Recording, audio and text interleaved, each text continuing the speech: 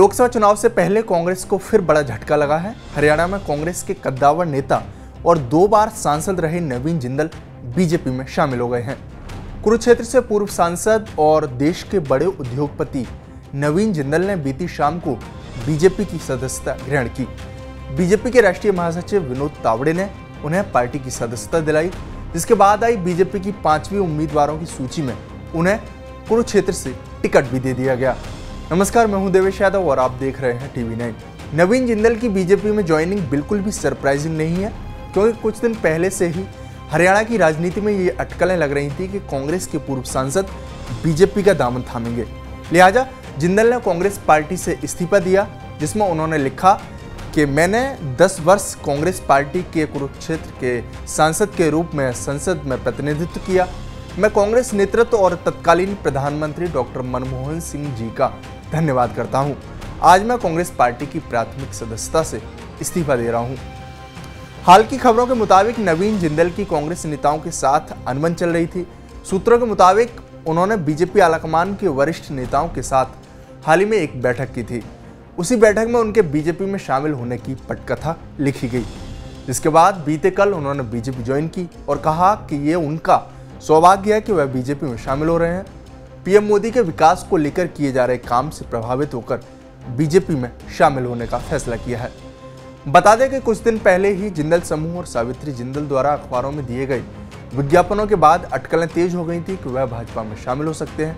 दरअसल जिंदल परिवार का ट्रस्ट हिसार में महाराज अग्रसेन मेडिकल इंस्टीट्यूट चलाता है, जिसने हाल ही में राष्ट्रीय चिकित्सा आयोग की रिपोर्ट के अनुसार उत्तर भारत में नंबर 1 रैंकिंग हासिल की। और इसी को लेकर सावित्री जिंदल द्वारा दिए गए विज्ञापनों में पीएम मोदी, तत्कालीन हरियाणा के मुख्यमंत्री मनोहर लाल और तत्कालीन गृह और स्वास्थ्य मंत्री अनिल विज की तस्वीर लगाई गई थी। ऐसे में माना जाने लगा कि वे कभी भी बीजेपी में जा सकते हैं। हालांकि उस वक्त सावित्री जिंदल को लेकर भी बीजेपी ज्वाइन करने की चर्चाएं थी, लेकिन उन्होंने पार्टी ज्वाइन नहीं की है। बहरहाल कुरुक्षेत्र लोकसभा सीट की बात की जाए तो वर्तमान में ये सीट बीजेपी के खाते में थी। यहाँ से नायब सिंह सैनी सांसद थे, लेकिन मुख्यमंत्री बनने के बाद ये सीट खाली हो गई है। लिहाजा अब 2024 के लोकसभा चुनाव के लिए यहाँ से इंडिया गठबंधन की ओर से हरियाणा आप के अध्यक्ष सुशील गुप्ता को मैदान में उतारा गया है। वहीं इनेलो के महासचिव अभय चौटाला ने यहाँ से लड़ने का ऐलान कर दिया है। इसके साथ ही हाल ही में बीजेपी से अलग हुई जेजेपी ने अभी तक यहाँ से कोई भी उम्मीदवार नहीं उतारा है। हालांकि दुष्यंत चौटाला लगातार कह रहे हैं कि वे हरियाणा की सभी 10 सीटों पर चुनावी ताल ठोकेंगे। ऐसे में देखना होगा कि उनका अगला कदम क्या रहता है। उधर बीजेपी ज्वाइन करने के बाद जिंदल ने हरियाणा के मुख्यमंत्री नायब सिंह सैनी से मुलाकात की।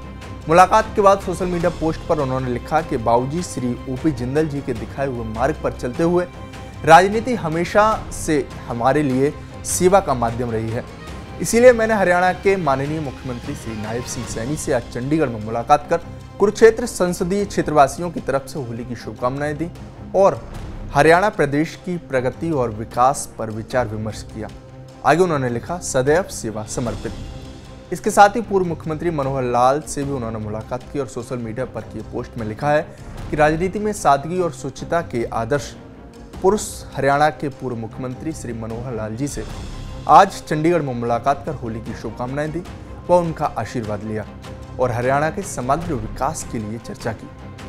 इसी के साथ इस पोस्ट में भी उन्होंने लिखा है, सदैव सेवा समर्पित। बहरहाल बीजेपी ने हरियाणा की सभी 10 लोकसभा सीटों पर अपने प्रत्याशियों को उतार दिया है, जिसमें 6 प्रत्याशियों की सूची पहले ही आ गई थी। वहीं अब 4 और प्रत्याशियों को मौका दिया गया है, जिसमें कुरुक्षेत्र से तो नवीन जिंदल चुनावी ताल ठोकेंगे ही, तो वहीं हिसार से वर्तमान में हरियाणा सरकार में मंत्री और निर्दलीय विधायक रणजीत सिंह चौटाला को प्रत्याशी बनाया गया है। इसके साथ ही सोनीपत से मोहन लाल बडौली, तो वहीं रोहतक से अरविंद कुमार शर्मा प्रत्याशी बनाए गए हैं। बता दें कि शर्मा वर्तमान में रोहतक से ही सांसद हैं। आपको हमारा वीडियो कैसा लगा हमें कमेंट बॉक्स में जरूर बताएं। साथ ही हमारे चैनल को सब्सक्राइब करना न भूलें। शुक्रिया।